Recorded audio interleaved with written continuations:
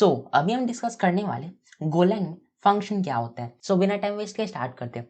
सबसे पहले क्या करते हैं, हम यहाँ पे एक न्यू फोल्डर बना लेते हैं जिसका नाम हम यहाँ पे रख देंगे video_28।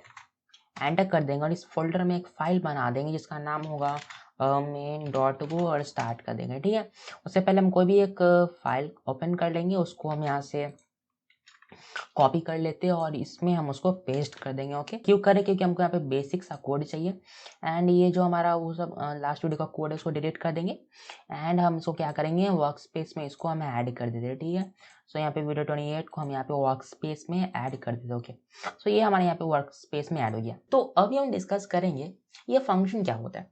देखो, ये जो हमारा ये लिखा फंक्शन मेन और इसके और यहाँ पे पैरेंथेसिस ये वाला और उसके बाद ये हमारा कर्ली ब्रैकेट दिया हुआ है, इसके अंदर कोई भी हम कोड करते हैं। ठीक है, तो अभी तक हम क्या कर रहे थे, जितना भी कोड हमको लिखना था ये हम मेन फंक्शन के अंदर ही लिख रहे थे। ओके, अब हम क्या करेंगे, ये हम इस मेन फंक्शन के बाहर भी कोड लिखना सीखेंगे। तो अगर हमको इस तरह कुछ काम करना है तो हमको क्या करना पड़ेगा, हमको फंक्शन को यूज करना होगा। ओके, जैसे क्या होता है कि हमको कोई भी कोड रन करना होता है, कोई भी कोड को एग्जीक्यूट करना होता है, तो वो कोड को हम मेन फंक्शन में ही एग्जीक्यूट कर सकते हैं। मतलब कि हमारी ये जो मेन फंक्शन है ये हमारे लिए बहुत इंपॉर्टेंट है। कभी कभी हम क्या मैक्सिमम टाइम हम क्या करते हैं कि हमारा जो मैक्सिमम कोड होता है वो हम मेन फंक्शन में रन ही नहीं करते, हम अलग अलग फंक्शन बना लेते हैं और उसका लॉजिक हम मेन फंक्शन में ला करके रन करते हैं। ठीक है, बस इतना समझो, जो मेन फंक्शन होता है इसमें हम कोई भी कोड को रन करते हैं। ठीक है, इस जगह के अलावा कहीं और भी अगर हमको कोड लिखना है तो हम फंक्शन का हेल्प से वहाँ पे कोड लिख सकते हैं। ठीक है, और क्या करता है कि फंक्शन हमारा टाइम को ही बचाता है और हम फंक्शन का हेल्प से एक कोड को मल्टीपल टाइम्स भी यूज कर सकते हैं, तो इससे हमारा कोड रीयूजेबिलिटी भी बढ़ जाता है। ओके, जैसे हम बना के देते हैं फंक्शन, बनाते कैसे, सबसे पहले हमको यहाँ पे लिखना पड़ता है फंक्शन, उसके बाद हमको उस फंक्शन का नेम डिक्लेयर करना होता है। जैसे हम यहाँ पे टाइप कर देंगे ग्रीट। ओके, और क्या कर देंगे, यहाँ पे पैरेंथेसिस देंगे। हम क्या किए कि एक फंक्शन बना दी जिसका नाम ग्रीट है और ये पैरेंथेसिस का सिंबल होता है हमारा फंक्शन का, उसका यहाँ पे कर्ली ब्रैकेट दे देते हैं। ओके, अब हम क्या करते हैं, इस जो कर्ली ब्रैकेट दो दिए इसके अंदर हम यहाँ पे टाइप करते हैं fmt.println और इसके अंदर लिख देते हैं हेलो। ओके, अब हम क्या करें कि ये जो हमारा फंक्शन है ये हमारा फंक्शन क्या कर रहा है, ये फंक्शन हमारा हेलो को प्रिंट कर रहा है। अगर अब हम इसको यहाँ से रन करेंगे, इसको रन करते, देखो यहाँ पे कुछ प्रिंट नहीं हो रहा। हम तो यहाँ पे क्या किया, एक फंक्शन बना दिया, उसका नाम ही दे दिया और उसमें हम प्रिंट करा रहे हैं हेलो, बट हमारा प्रिंट यहाँ पे कुछ नहीं हो रहा है। क्यों, क्योंकि अभी मैं डिस्कस किया था कि अगर हमको कोई भी कोड रन करना होता है तो हमको यहाँ पे मेन फंक्शन में लाना होता है, क्योंकि मेन फंक्शन में ही हमारा कोड एग्जीक्यूट होता है, हमारा कोड रन होता है। ओके, तो क्योंकि हमको यहाँ पे इस कोड को यूज करना है तो ये जो हमारा मेन फंक्शन है यहाँ पे ग्रिड टाइप कर देंगे और यहाँ पे दो पैरेंथेसिस लगा देंगे। ओके, अब हम क्या करेंगे, इसको यहाँ से रन कर देंगे। तो इसको जैसे यहाँ से रन करेंगे देखना ये हमारा यहाँ पे हेलो प्रिंट हो गया। ओके, यहाँ पे हम क्या किए, यहाँ पे एक फंक्शन बनाए, तो यहाँ पे क्या हो रहा है, हम यहाँ पे फंक्शन को क्रिएट करें और यहाँ पे हम क्या करें, यहाँ पे हम ये जो फंक्शन बना है उसको यहाँ पे यूज करें। इसको हम क्या बोलेंगे, इसको हम बोलेंगे यहाँ पे फंक्शन को कॉल करें। तो हमारा फंक्शन का नाम क्या है, ग्रीट है। तो यहाँ पे हम क्या करेंगे, यहाँ पे हम ग्रीट फंक्शन को कॉल करें और यहाँ पे क्या करें, यहाँ पे हम ग्रीट फंक्शन को क्रिएट करें। ठीक है, तो हम फंक्शन बनाना सीख ले, यूज करना सीख ले, कॉल करना सीख ले। ओके, फंक्शन क्या होता है, जैसे कि मान लो कि यहाँ पे और भी मैं कुछ कोड सपोज इसको कॉपी कर देता हूँ मल्टीपल टाइम्स। ठीक है, और मान लो कि ये जो हेलो इसको मेरे को बहुत बार प्रिंट करना है, तो अब मैं क्या कर सकता हूँ कि ये जो मेरा कोड है इसको मैं सिंपली 3 बार कॉपी कर दूंगा और अब इसको रन करूंगा।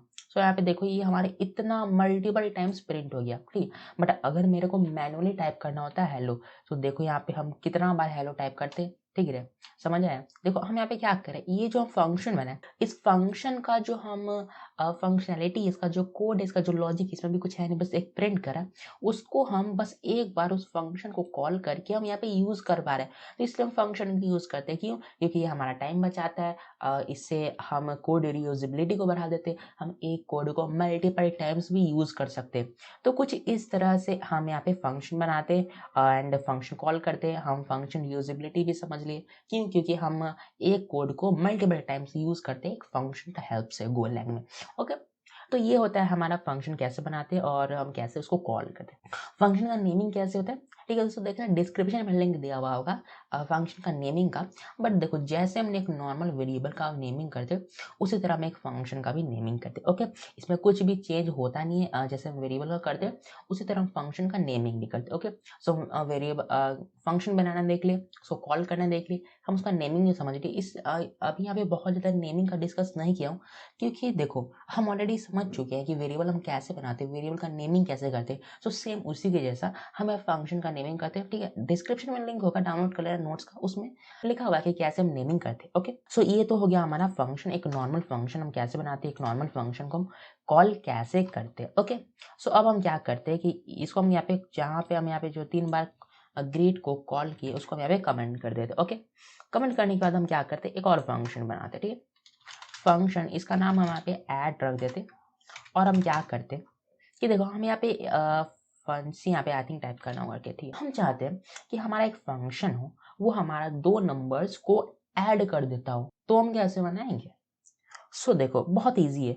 हमको क्या करना होगा कि हमको कुछ वैल्यूज को इस फंक्शन को देना होगा, जिसका हेल्प से वो उसको ऐड करता हो। तो मैं क्या करता हूँ, जल्दी जल्दी कोड लिखता हूँ और आपको एक्सप्लेन करता हूँ कि हो क्या रहा है। ठीक है, सो यहाँ पे मैं टाइप कर देता हूँ x, जो कि क्या होने वाला है, मेरा एक इंट होगा, सॉरी इंट हो जाएगा, कॉमा यहाँ पे y टाइप कर दूंगा, जो भी क्या हो जाएगा मेरा, जो भाई मेरा इंट हो जाएगा। ओके, उसके बाद हम क्या कर देंगे कि कुछ नहीं करेंगे, उसके बाद हम यहाँ पे fmt डॉट प्रिंट में क्या कर देंगे, x प्लस वाई कर देंगे।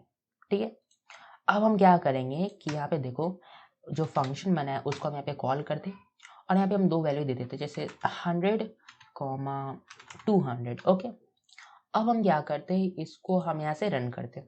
सो यहाँ पे देखो ये हमारा 300 आ गया। इसको एक बार और हम कॉल करते, 2 बार कॉपी करते हैं। ठीक है, यहाँ पे हम दूसरा बार में समथिंग एल्स, कुछ और वैल्यूज को हम यहाँ पे ऐड कर देते। ठीक है, ठीक है 270 कर देते हैं एंड अब इसको यहाँ से रन करेंगे।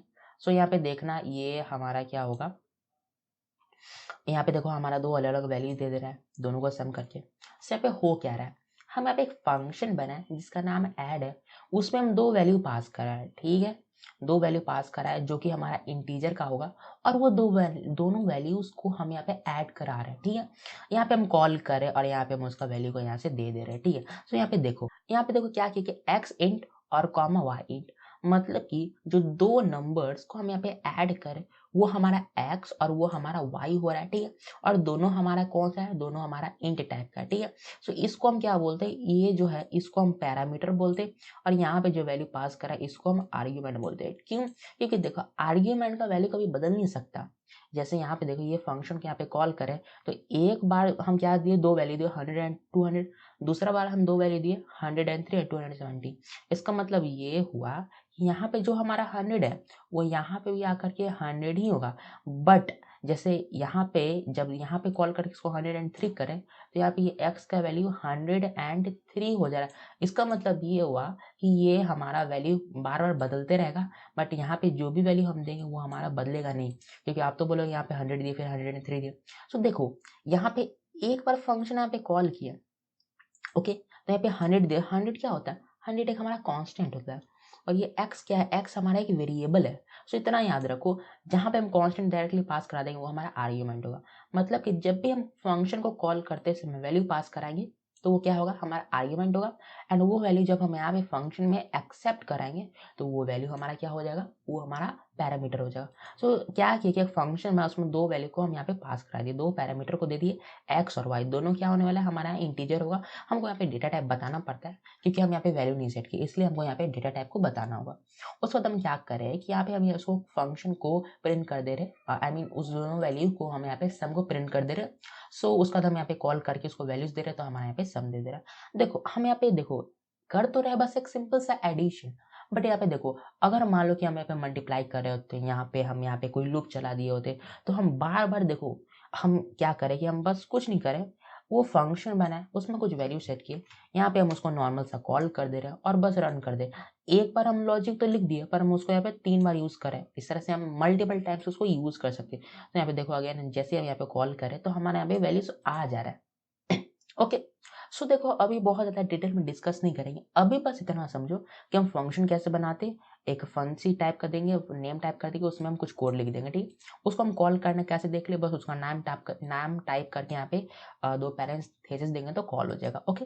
अगर हमको उसमें कुछ लॉजिक देना है तो हम क्या कर देंगे कि उसमें एक पैरामीटर पास करा देंगे, एक वेरिएबल का नाम लिखेंगे, जैसे एक एक्स दे देंगे, उसका टाइप दे देंगे, फिर यहाँ पे एक और नाम टाइप कर देंगे, उसका टाइप दे देंगे। उसके बाद हम यहाँ पे उसको जैसे मन चाहे वैसे यूज कर सकते हैं, ठीक है। तो कुछ इस तरह से हम यहाँ पे वेरिएबल बना सकते हैं, कॉल कर सकते हैं, उसका नेमिंग देख लिए, पैरामीटर्स कैसे हम पास कराएंगे वो देख लिए।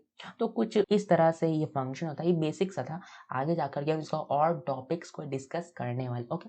तो डिस्क्रिप्शन में लिंक दिया हुआ होगा, डाउनलोड कर लेना इसका सोर्स कोड, ठीक है। एंड जो नोट्स है उसका भी डिस्क्रिप्शन में लिंक दिया हुआ होगा, डाउनलोड कर लेना।